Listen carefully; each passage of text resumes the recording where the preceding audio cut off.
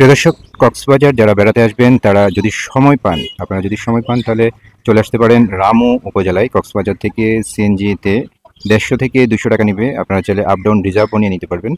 প্রিয় দর্শক, রামুতে রয়েছে ঐতিহ্যবাহী বেশ কিছু বৌদ্ধ মন্দির।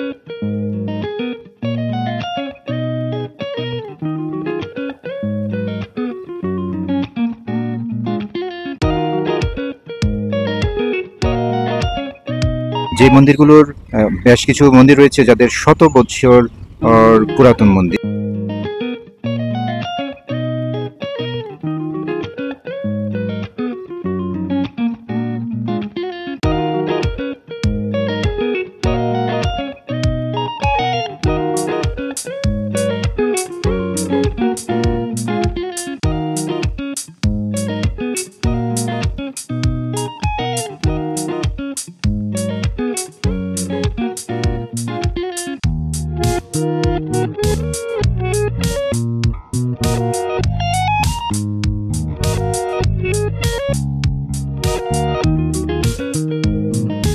রামু সিএনজি স্টেশন নেমে একটু সামনে মসজিদের পাশ দিয়ে হাতের বাম পাশে যে গলিটা রয়েছে এই গলি দিয়ে একটু সামনে আসলেই এটি হচ্ছে এখানকার আর কেন্দ্রীয় মন্দির। ওনাদের এখানকার যে কেন্দ্রীয় মন্দির রয়েছেন এটি হচ্ছে রামুর কেন্দ্রীয় উপাসনালয়, কেন্দ্রীয় বৌদ্ধ মন্দির। দর্শক, থাকুন আমাদের সাথে। যারা বৌদ্ধ ধর্মকে অনুসরণ করেন তারা আমার এই ভিডিওটি দেখতে পারেন। ভিডিওটি দেখে আপনারা একটি রামু আসলে কোন কোন মন্দিরগুলোতে যাবেন, কোথায় যাবেন, কিভাবে যাবেন তার একটি ডিটেলস পেয়ে যাবেন। থাকুন আমাদের সাথে, ভিডিওটি শেষ পর্যন্ত দেখুন। প্রিয় দর্শক, বৌদ্ধ মন্দির রোড চলে আসলে আপনারা এখানে গাড়ি পার্কিংয়ের জন্য একটা সুন্দর ব্যবস্থা রয়েছে।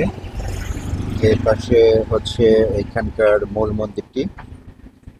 মন্দিরটির পাশ ঘেঁষে রয়েছে আরেকটা মন্দির। চলুন আমরা ওই মন্দির থেকেও একটু ঘুরে আসি। যে হচ্ছে মূল মন্দিরটির পেছনের সাইড। এই পেছন সাইড থেকে ঘুরে একটু 100 গজ একটু সামনে আসলেই এ হচ্ছে আনাদার আরেকটি মন্দির। চলুন আমরা একটু এই মন্দিরটিকে একটু ঘুরে দেখে আসি।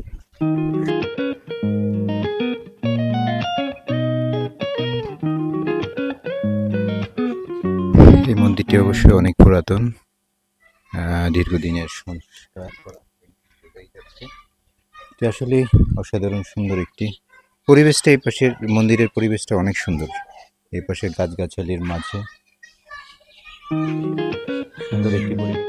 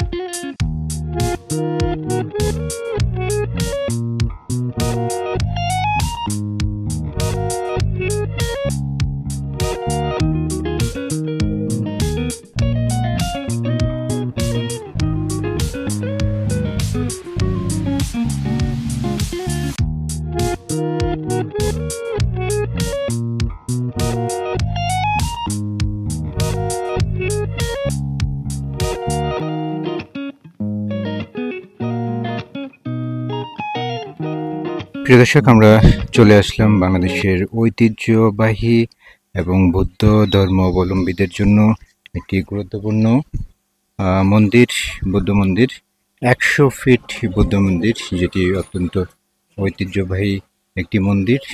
আমরা এই মন্দিরে প্রবেশ করব। প্রবেশের জন্য অবশ্যই আমাদেরকে এন্ট্রি ফি দিতে হবে 20 টাকা। চলুন আমরা আগে এন্ট্রি ফিটা দিয়ে নিই।